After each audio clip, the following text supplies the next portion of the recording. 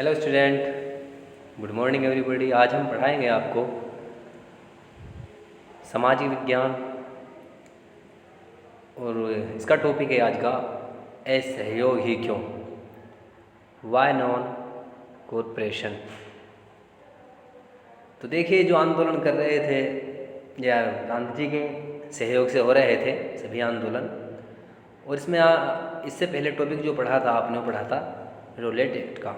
तो अगला next topic जो है हमारा, अगला जो टॉपिक है वो है असहयोग ही क्यों। देखिए, महात्मा गांधी जी ने सन 1909 में एक पुस्तक लिखी थी जिसका नाम था हिंद स्वराज।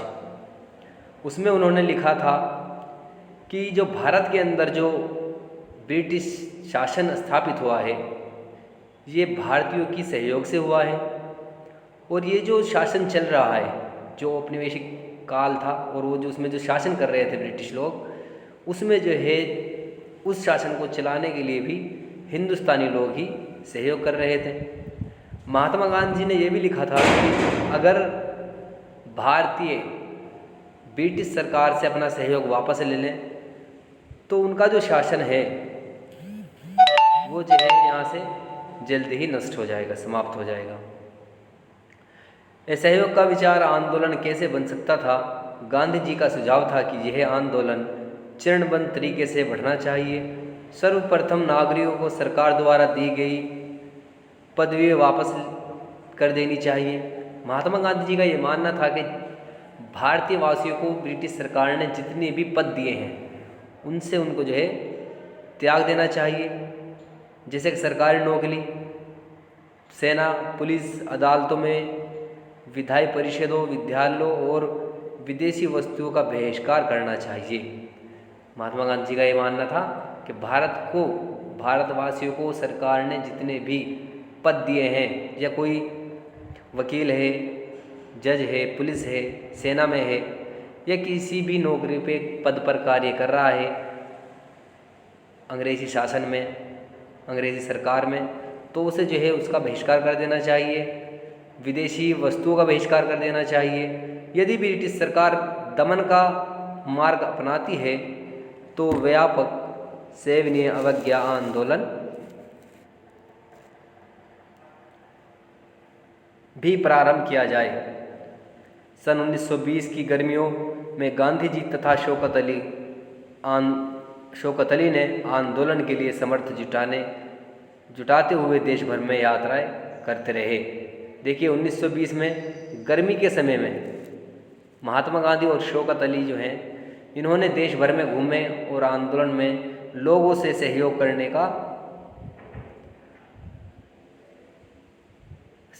के लिए कहा।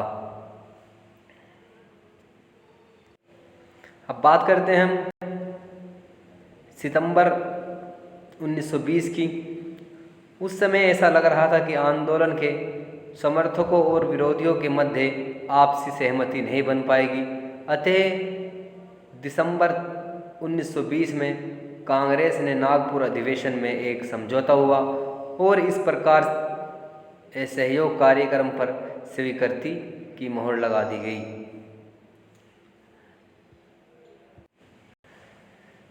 अगला टॉपिक है हमारा आंदोलन के भीतर अलग अलग धाराएं। जनवरी 1921 में सहयोग खिलाफत आंदोलन शुरू हुआ। इस आंदोलन में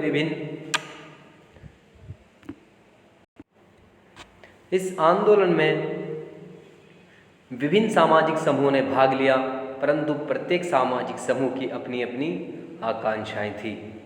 देखिए, जो आंदोलन चल रहा था, सहयोग आंदोलन, खिलाफत आंदोलन जो चल रहा था, इस आंदोलन के अंदर भारत के अनेक समूहों ने, अनेक सामाजिक समूहों ने, सभी धर्मों ने जो है इसमें हिस्सा लिया।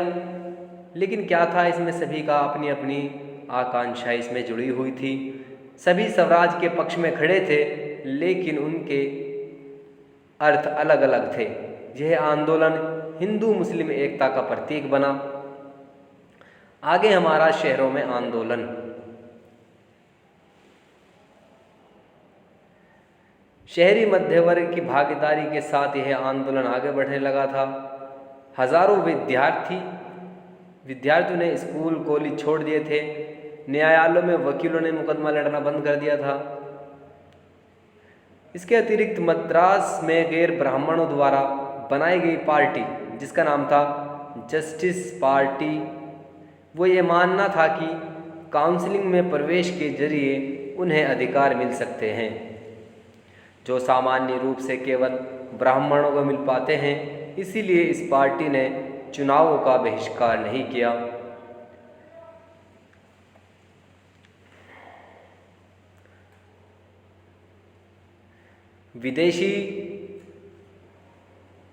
विदेशी सामानों का बहिष्कार, विदेशी वस्त्रों की होली जलाई गई, विदेशी जो शराब थी उसका बहिष्कार किया गया, उसकी दुकानों को तोड़ा गया। और वर्ष 1921 और वर्ष 1922 के मध्य विदेशी वस्त्रों का आयात आधा रह गया। देखिए जब 1920 में क्या होता है, भारतवासियों ने विदेशी वस्त्र का बहिष्कार किया, पर शराब की दुकानें तोड़ी गई, शराब को त्यागा गया। तो 1920, 21 और 22 के अंदर जो है जो विदेशी वस्त्र यहाँ पर लोग पहनते थे उसका कारोबार जो था ब्रिटिश सरकार का वो आधा रह गया। इस वर्ष आयात वस्त्र की कीमत 102 करोड़ से घटकर 57 करोड़ ही रह गई थी। बहुत से स्थानों पर व्यापारियों ने विदेशी वस्तुओं का व्यापार करने का या विदेशी व्यापार में धन लगाने से मना कर दिया। जब बहिष्कार आंदोलन तीव्र हुआ और नागरिक आयातित वस्त्रों को छोड़कर केवल भारतीय वस्त्र पहनने लगे तो भारतीय कपड़ा मिलों और हथकंघों का उद्योग बढ़ने लगा। जब भारतवासियों ने विदेशी वस्त्र का बहिष्कार किया, उन्हें पहनना और ख़रीदना बंद कर दिया, तो विदेशी जो वस्त्र था उसका व्यापार आधा रह गया लगभग। जैसे कि एक साल का जो खरीदारी होती थी भारत के अंदर विदेशी कपड़े की 102 करोड़ होती थी, वो घट करके 57 करोड़ रह गई। और इससे धीरे धीरे जो भारतीय उद्योग थे कपड़े के, जहाँ पर हाथों से कपड़ा बुना जाता था, उस उद्योग में, उस उत्पादन में जो है वृद्धि होने लगी। कुछ समय के बाद आंदोलन की गति शहरी क्षेत्रों में मंद पड़ने लगी। आंदोलन के मंद होने के अनेक कारण थे। खादी कपड़ा। कुछ समय के बाद आंदोलन की गति शहरों क्षेत्रों में मंद पड़ने लगी। आंदोलन के मंद होने के, कम होने के बहुत सारे कारण थे। जैसे खादी का कपड़ा मिलों में ज़्यादा, खादी का कपड़ा मिलों में ज़्यादा पैमाने पर बनने वाले कपड़े के मुकाबले प्राय महंगा होता था। देखिए जो खादी का कपड़ा भारतीय उद्योगों से बनता था, ये विदेशी मशीनों से बनने वाले कपड़े से महंगा होता था और गरीब नागरिक उसे नहीं खरीद सकते थे। वे मिलों के कपड़े का लंबे समय तक बहिष्कार कैसे कर सकते थे? ब्रिटिश संस्थानों के बहिष्कार से भी समस्या उत्पन्न हो गई।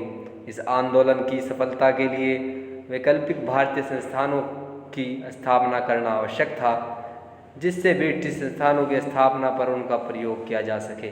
परंतु वैकल्पिक संस्थानों की स्थापना करने की प्रक्रिया बहुत ही मंद थी। इसके फलस्वरूप विद्यार्थी और शिक्षक सरकारी स्कूलों में वापस लौटने लगे और वकील पुनः सरकारी न्यायालयों में दिखाई देने लगे। तो इस प्रकार से जो है आंदोलन धीरे पड़ने लगा था। आज के लिए इतना ही काफ़ी। कल के साथ जो है, कल नई वीडियो के साथ। धन्यवाद।